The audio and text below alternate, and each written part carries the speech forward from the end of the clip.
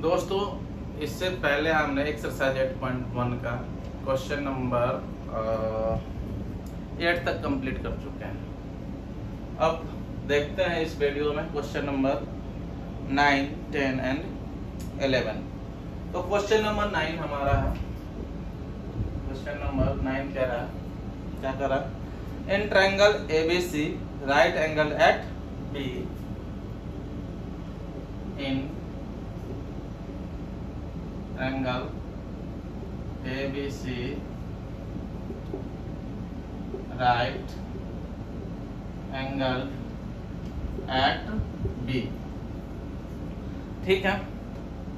If tan A equal to 1/√3, if tan A equal to 1/√3 इतना दिया हुआ। Find the value of, find the value of, कितना का निकालना भाई? क्वेश्चन 1 में sin A into cos C, 1 में है sin A into cos C plus cos A into sin C, cos A into sin C।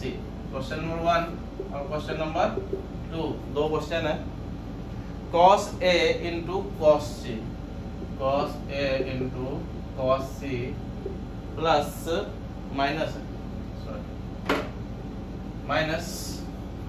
sin A into sin C, sin A into sin C। ये आप देखो, question को पढ़ते हैं ऊपर से, फिर ये वैल्यू तो बाद में निकालेंगे। देखते हैं हमें क्या क्या मालूम है। देखो, इन ट्रायंगल ABC, एक ट्रायंगल ABC मुझे लेना है, एक ट्रायंगल ABC लेंगे जो राइट ट्रायंगल होगा। ठीक है। कह रहा है right angle at B, right angle B पे है, यानी कि B पे हमारा ये 90 डिग्री है। ठीक है। तो A और C बच गया। क्या बच गया? A and C। ये हमारा क्या हो जाएगा? Acute angle. इसी एक्यूट एंगल के अकॉर्डिंग हमें P एंड B लेना होता है। ठीक है ना। यहाँ पे sin A यानी कि एंगल A के लिए हमें sin की वैल्यू पुट करनी है। फिर कह रहा है cos C यानी कि एंगल C के लिए हमें cos की वैल्यू पुट करनी है। इसका मतलब है कि एक बार हमें एंगल A पे विचार करना है और एक बार हमें एंगल C पे विचार करना है। तो हम दो ट्रायंगल बना लेते हैं। एंगल A पे जब विचार करेंगे तो इसको कहेंगे ट्रायंगल A1, और एंगल C पे जब विचार करेंगे इसको ट्रायंगल B में देख लेंगे, सॉरी इस पे विचार करेंगे तो 2 नंबर ट्रायंगल में देख लेंगे। ठीक है ना। एंगल A पे विचार करेंगे तो इसके सामने वाला ये साइड जो है BC, ये हो जाएगा परपेंडिकुलर, ये हो जाएगा बेस, ये हो जाएगा हाइपोटेन्यूज। ठीक है। और यदि एंगल B पे विचार करेंगे तो इसके अपोजिट साइड क्या है? ये हो जाएगा परपेंडिकुलर और ये हो जाएगा बेस, और ये तो हाइपोटेन्यूज होगा ही होगा। ठीक है, कोई प्रॉब्लम नहीं है। अब देखो हमें क्या गिवन है? गिवन है if tan A equal to 1/√3। tan A क्या दिया हुआ है? हमें दिया हुआ है गिवन में tan A इक्वल टू 1/√3 दिया हुआ है। और tan जो होता है किस किस का रेशियो होता है? ये परपेंडिकुलर एंड बेस का रेशियो होता है। तो ये हो जाएगा परपेंडिकुलर बाय बेस।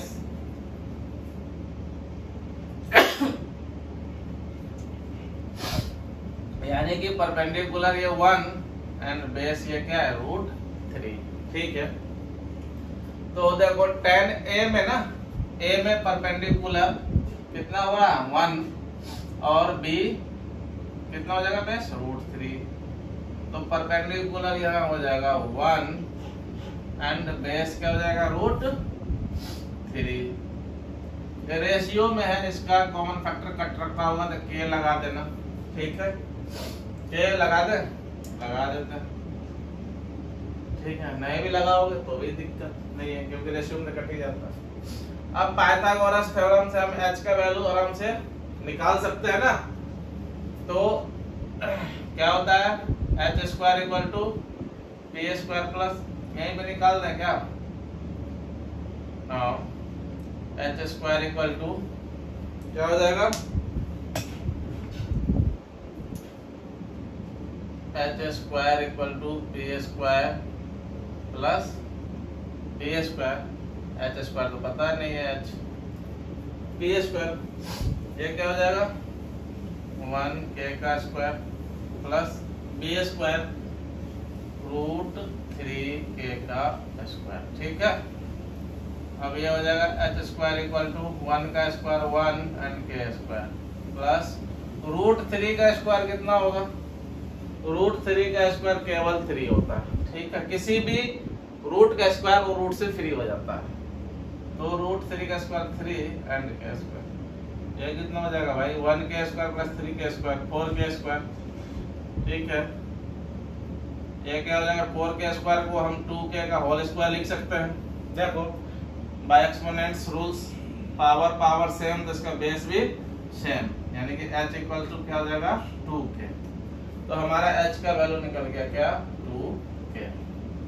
अब आराम से हमें जो भी कहेगा निकालने के लिए निकाल सकते हैं, ठीक है।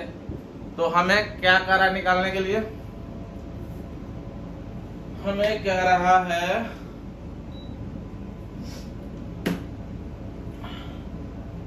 क्वेश्चन 1 में ये इसकी वैल्यू और इसकी वैल्यू तो निकाल दें।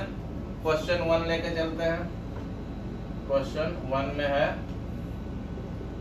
Sign A into cos C plus cos A into sine C, ठीक है, कोई दिक्कत नहीं। साइन ए कह रहा है, ए एंगल पे हमने विचार कहाँ किए हैं, ट्रायंगल फर्स्ट में। तो साइन होता है हमारा परपेंडिकुलर बाय हाइपोटेनस, या परपेंडिकुलर बाय हाइपोटेनस, ठीक है। ये पॉइंट इनटू मतलब मल्टीप्लाई। कॉस सी, देखो कॉस सी यानी सी एंगल पर हमने विचार इस ट्रायंगल में किया है। कॉस क्या होता है, बेस बाय हाइपोटेनस, यही होता है बेस बाय हाइपोटेनस। तो बेस ये कितना था भाई 1 था, और ये कितना था रूट अंडर 3, ठीक है। तो cos C base by hypotenuse, base ये है, बेस बाय हाइपोटेनस का 2 प्लस कॉस ए, कॉस होता है बेस बाय हाइपोटेनस, लेकिन ए कर रहा है तो इसमें देखेंगे hypotenuse base by hypotenuse, base हमारा ये है बेस बाय हाइपोटेनस ये, ठीक है, इनटू साइन सी। तो साइन होता है हमारा sine C P by H होता है, सी कह रहा है मीन्स इसमें देखेंगे, अरे हमने गलती लिख दिया था क्या, यहाँ पे सी और यहाँ पे बी, बी पे राइट एंगल कर रहा था। तो साइन का वैल्यू निकालना है, तो P बाय H होता है, तो P यहाँ है P बाय H 2 है, 2, ठीक है, निकाल दो भाई। ये 1 और 1 को मल्टीप्लाई करेंगे 1 डिवाइडेड बाय 2 और 2 को मल्टीप्लाई करेंगे 4 प्लस रूट 3 को मल्टीप्लाई करते हैं केवल 3, ठीक है। कोई भी चीज को सेम चीज को 2 बार रूट के अंदर मल्टीप्लाई कर दो, रूट से फ्री हो जाता है, और 2 2 जा 4, ये एलसीएम ले लो, 4 4 का एलसीएम लेंगे 4 4 1 जा 4 1 1 जा 1 प्लस 4 1 जा 4 3 1 जा 3, कितना हो गया भाई 1 और 3 4 डिवाइडेड बाय 4 4 4 1 जा 4, कितना आया 1, यानी कि इसकी वैल्यू कितना आया 1 आया, ठीक है। समझ में आ गया होगा, कोई दिक्कत, अगर दिक्कत होता है तो आप फिर से वीडियो देखिएगा, एक दो बार वीडियो देखिएगा, नहीं समझ में आएगा कमेंट कीजिएगा, फिर से मैं उसको वीडियो को सॉल्व करके डाल देंगे। ठीक है, ये हमारा क्वेश्चन नंबर 1 सॉल्व हो गया। क्वेश्चन नंबर 2 सॉल्व करते हैं इसी का। तो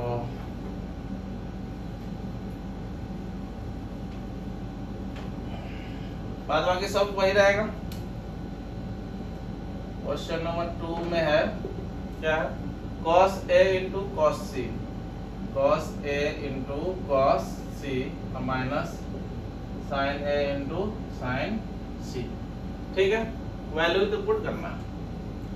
यहाँ कह रहा है cos की वैल्यू निकालो एंगल A के लिए। तो एंगल A के लिए हम यहाँ ये ट्रायंगल रखें और एंगल C के लिए हम यहाँ ये ट्रायंगल रखें। ठीक है, तो cos होता है b बाई एच, A है तो इसमें देखेंगे तो b बाई एच, b ये है b by H into C cos c, c के लिए हम इस ट्रायंगल में देखेंगे। ठीक है, तो cos c, तो इसमें भी b बाई एच, तो इसमें b कहाँ है, b यहाँ b by H, b by H minus ये देखो साइन ए कहा तो हम इसमें चलेंगे।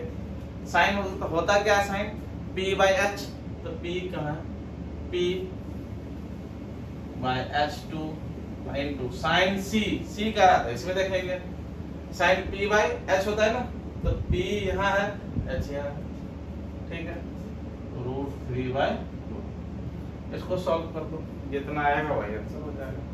√3 को 1 से करेंगे तो √3 अब बाई 2 2 जा 4 माइनस √3 को 1 से करेंगे तो √3 बाई कितना हो जाएगा 4, और √3 में से √3 बाई 4 माइनस √3 बाई 4 कितना हो जाएगा 0।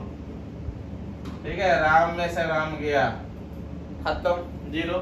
यानी क्वेश्चन नंबर 2 भी सॉल्व हो गया। ये हमारा क्वेश्चन नंबर 9 कंप्लीट हो गया। ठीक है, समझ में आ रहा होगा, कोई दिक्कत हो तो कमेंट करके बताएं। ठीक है, क्योंकि ये ऑफलाइन वीडियो है, अगर ऑनलाइन रहता यानी कि लाइव रहता तो आप लाइव में क्वेश्चन कर सकते थे। अब क्वेश्चन नंबर 10 देखते हैं क्या कहता है। क्वेश्चन नंबर 10 क्या है भाई, कह रहा है question number 10 in triangle PQR। Question number 10 में कह रहा है in triangle PQR right angle at Q, कह रहा है right angle at Q and आगे क्या दे रहा है PR plus QR equal to 25, PR plus QR equal to 25, और क्या दिया है and PQ equal to 5 cm, and PQ equal to 5 cm, PQ equal to 5। ठीक है, आगे determine the values of sin P, cos P and tan P। आगे हमें कह रहा है determine the value of cos P, sin P and tan P। यही ना कह रहा है cos P, sin P and tan P। पहले साइन लिख रखा है, sin P, cos P and tan P का वैल्यू हमें निकालना है। तो कह रहा है ये कि हमारे पास एक ट्रायंगल PQR है, एक ट्रायंगल PQR है। ठीक है, इसमें कह रहा है right angle at Q. Right angle कहाँ पे है, ये PQR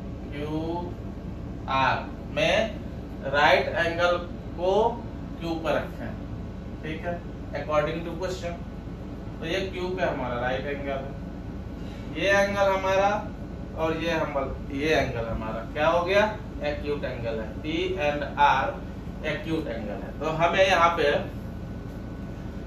ओनली एंगल P पे कह रहा है, एंगल P के अकॉर्डिंग सबकी वैल्यू निकालनी है। तो एंगल P के अकॉर्डिंग इसके अपोजिट साइड क्या हो जाएगा, ये हमारा क्या हो जाएगा, परपेंडिकुलर हो जाएगा ना।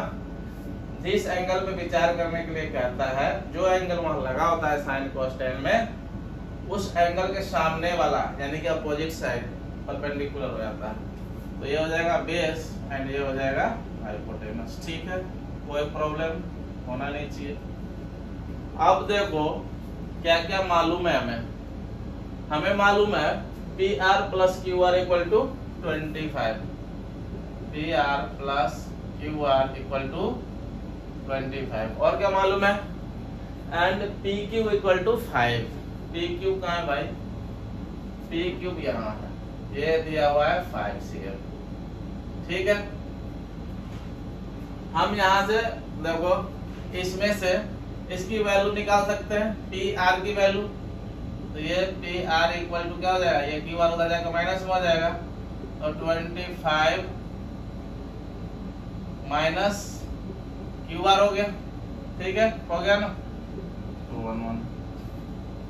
तो पी आर की वैल्यू हमें निकल गया, पी आर की वैल्यू क्या निकल गया, 25 minus Q are, 25 minus Q are, और ये क्यू आर तो क्यू आर ही है। ठीक ना, क्योंकि ये वैल्यू क्यू आर में, इसको भी क्यू आर में हम लेंगे। अब पाइथागोरस थ्योरम से हम देखो क्या मालूम है, हमें एच मालूम है, बी मालूम है, पी आराम से निकाल लेंगे ना। देखो by Pythagoras theorem H square equal to क्या होता है, P square plus B square, और ये हमारा एच है, एच की वैल्यू 25 माइनस क्यू आर, इसका होल स्क्वायर। क्यों, क्योंकि एच की वैल्यू ये पूरा था, तो पूरे पे एच पे स्क्वायर था, तो ये पूरे पे स्क्वायर हो जाएगा ना। ठीक है, समझ में आया, इक्वल टू पी स्क्वायर, भाई पी स्क्वायर, तो पी तो क्या है, क्यू आर है ना, तो क्यू आर का स्क्वायर, पी क्या है हमारा, क्यू और आर के बीच की दूरी है ना, तो क्यू आर ही लिख दे, तो मालूम तो है ना, प्लस बी स्क्वायर, बी की वैल्यू देखो 5 है, 5 स्क्वायर। अब ये देखो, ये है ए, 25 को ए मानो, एन क्यू आर को बी मानो, तो ए माइनस बी का स्क्वायर पे बैठ रहा है ना। अब हम लोग क्या जानते हैं, ए माइनस बी का होल स्क्वायर क्या होता है, A square minus 2ab plus B square, ये फॉर्मूला होता है, हम लोग जानते हैं। अब इसी को बैठा देते हैं, तो ये a माइनस बी का क्या है, होल स्क्वायर, ए स्क्वायर, फॉर्मूला क्या कहेगा, ए स्क्वायर, तो 25 का square minus 2ab, 2a and b है क्यू आर।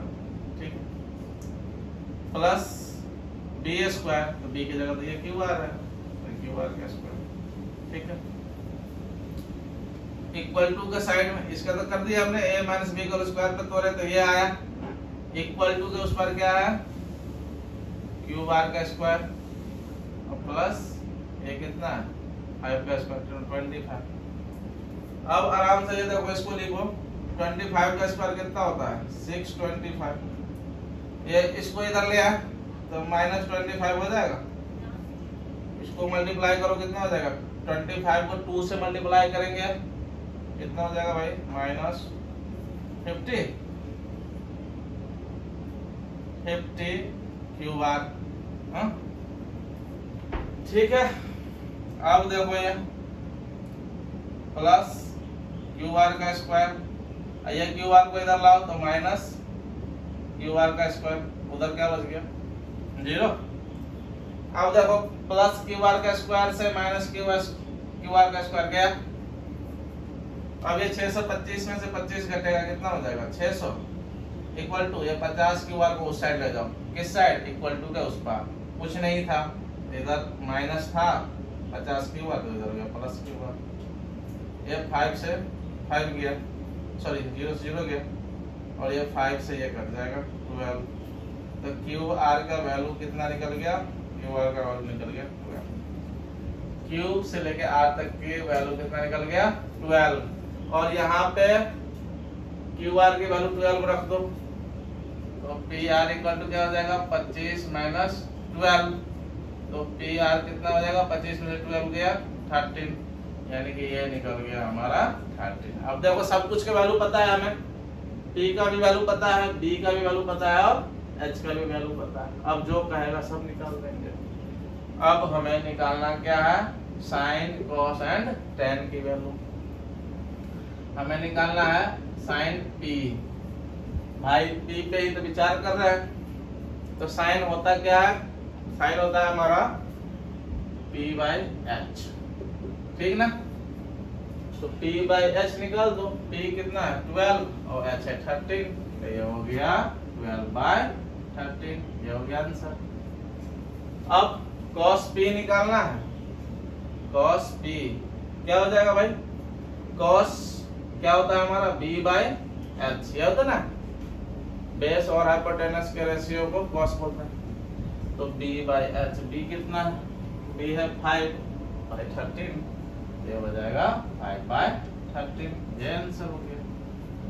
तीसरा क्या कह रहा है निकालने के लिए, tan, तो tan P equal to, tan क्या होता है P/B, परपेंडिकुलर बाय बेस, तो परपेंडिकुलर हमारा है यहाँ 12 और बेस है 5, ये हो जाएगा 12/5, ये आंसर हो गया।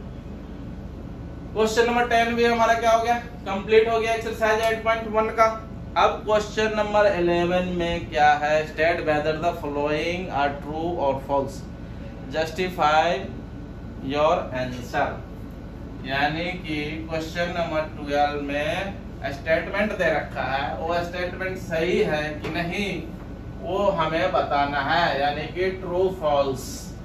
अगर ट्रू है तो क्यों ट्रू है, और फॉल्स है तो क्यों फॉल्स है, ठीक है, जस्टिफिकेशन देना है, ठीक है भाई। करें क्वेश्चन नंबर 11 है ना, 11 है, 12 तो है ही नहीं इसमें, ठीक है। तो कह रहा है क्वेश्चन नंबर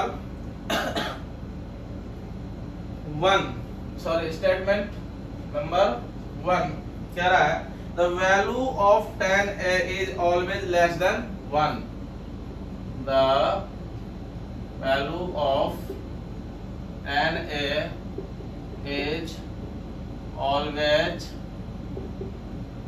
लेस देन 1। कह रहा है ये सही कह रहा है कि गलत कह रहा है, ये बताना है हमें। तो tan A की वैल्यू ऑलवेज लेस देन 1 होगा, tan A की वैल्यू कह रहा है ऑलवेज लेस देन 1, tan होता है क्या भाई P/B, ठीक है, P/B। तो हमें जरूरी है कि P हमेशा ये B के बराबर होगा, नहीं ना, यानी कि हमें P की वैल्यू कुछ भी हो सकता है और B की वैल्यू कुछ भी हो सकता है। मान लेते हैं अगर P की वैल्यू 5 हो और B की वैल्यू 2 हो, तो ये कितना हो जाएगा, ये 2.5 हो जाएगा, यानी कि ये हमेशा 1 तो नहीं हुआ, नहीं ना, आराम से P की वैल्यू 5 भी हो सकता है और B की वैल्यू 2 भी हो सकता है, या P की वैल्यू 2 भी हो सकता है और B की वैल्यू 5 भी हो सकता है। इसको करेंगे तो 0.4 हो जाएगा, ये 1 से छोटा हो गया, ये 1 से बड़ा हो गया। और यहाँ स्टेटमेंट क्या कह रहा है, the value of tan A is always less than 1, कह रहा है हमेशा लेस देन 1 होगा, यानी कि 1 से छोटा होगा। कहाँ छोटा हो रहा है, यहाँ पे देखो 2.5 हो गया, tan का वैल्यू अपना मन से अगर हम P की वैल्यू 5 रख दिए, B का वैल्यू 2 रख दिए, तर्कसंगत है ना, रख सकते हैं ना आराम से, P की वैल्यू 5 ले सकते हैं, B की वैल्यू 2 ले सकते हैं, डिवाइड किए 2.5 आया, ये 1 से बड़ा हो गया, ठीक है। अब देखो हम इसको उल्टा कर लिए, P की वैल्यू 2 ले लिए, B की वैल्यू 5 ले लिए, कोई गुनाह किया क्या, नहीं किया ना। अब इसको डिवाइड कर दिए तो 0.4 आ गया, यानी कि ये क्या है, ये है लेस देन 1 और ये क्या है ग्रेटर देन 1, 1 से बड़ा है ना ये 2.5 और ये 1 से छोटा है 0.4। अब P का वैल्यू हम 2 भी ले सकते हैं और B के वैल्यू भी 2 ले सकते हैं ना। P की वैल्यू P और B सेम हो सकता है कि नहीं आइसोसेलेस ट्रायंगल में, राइट एंगल ट्रायंगल जो हमारा है, आइसोसेल्स भी हो सकता है। आइसोसेल्स में क्या होता है, P और B यानी कि परपेंडिकुलर बेस की वैल्यू सेम होगी, तो ये 2 2 करके क्या हो गया 1। और यहाँ कह रहा है ऑलवेज लेस देन 1, कह रहा है कि tan की वैल्यू हमेशा 1 से कम होगा। tan तो P/B होता है, P/B का ही सारे वैल्यू निकालना है, तो ये क्या हो गया, ये तो हो गया इक्वल टू 1 हो गया। ठीक है, यानी कि कभी 1 के इक्वल भी हो रहा है tan का वैल्यू कभी 1 से छोटा भी हो रहा है, कभी 1 से बड़ा भी हो रहा है। मींस जो स्टेटमेंट लिखने वाले ने लिखा है वो क्या लिखा है, गलत लिखा है। तो ये क्या हो जाएगा, ये हो जाएगा फॉल्स स्टेटमेंट है। क्या है ये, फॉल्स स्टेटमेंट है, गलत स्टेटमेंट लिख दिया। ये हम जब चेक किए तो ये जस्टिफिकेशन है हमारा। ठीक है, अब स्टेटमेंट 2 क्या कह रहा है, कह रहा है sec a इक्वल टू 12/5, कह रहा है sec a इक्वल टू 12/5। ये कह रहा है ना, for some value of angle A, for some value of angle A, कह रहा है कि sec की वैल्यू 12/5 है किसी एंगल के लिए, तो क्या ये सही है या गलत है।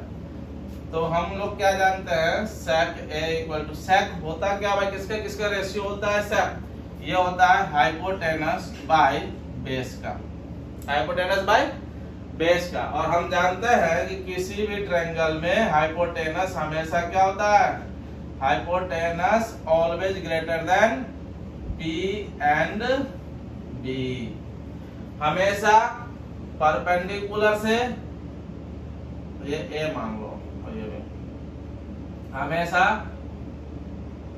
यहाँ P हो जाएगा ना इसका अपोजिट, और ये B। ये जो हाइपोटेनस होता है हमेशा इससे भी बड़ा होता है, परपेंडिकुलर से भी और बेस से भी बड़ा होता है। तो ये यहाँ पे sec की वैल्यू दे रखा है 12/5, और ये किसके बराबर, ये 12/5 ये h की वैल्यू है और ये b की वैल्यू है। तो कहाँ गलत लिखा है, हाइपोटेनस बड़ा तो लिया ही है b से, किसी भी एंगल के लिए 12/5 ये सही है। ठीक है, गलत नहीं लिखा है, क्योंकि h की वैल्यू क्या लिया है, बड़ा लिया है। क्यों, क्योंकि h हमेशा क्या होता है, परपेंडिकुलर से भी बड़ा होता है और बेस से भी बड़ा होता है।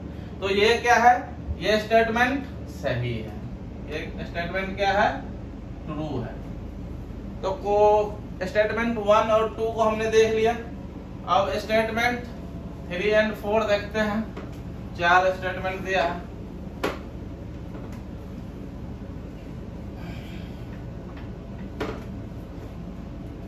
स्टेटमेंट 3 क्या कह रहा है, स्टेटमेंट 3 में कह रहा है cos A is the abbreviation used for the cosecant।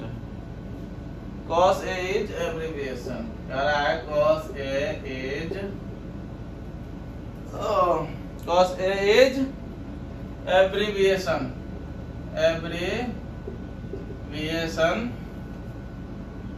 used for the cosecant, used for the